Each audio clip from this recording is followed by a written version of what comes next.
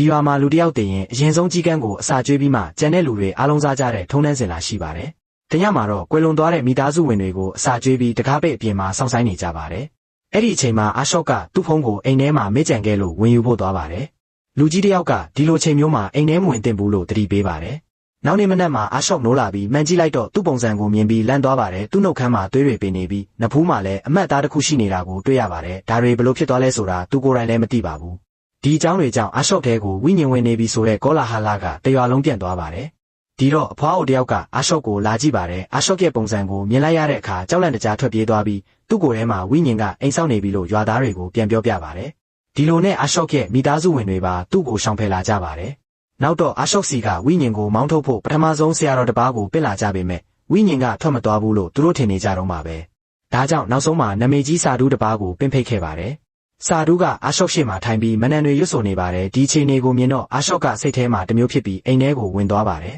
။စာဓုကမိသားစုဝင်တွေကိုသူ့ကိုဆေးချမ်းတိုက်ပြီးနနွေးရီနဲ့ရေချိုးပေးလိုက်ပါသူ့တဲကဝိညာဉ်ပြီးတိုင်ထွက်သွားလိမ့်မယ်လို့ပြောကြားခဲ့ပါတယ်။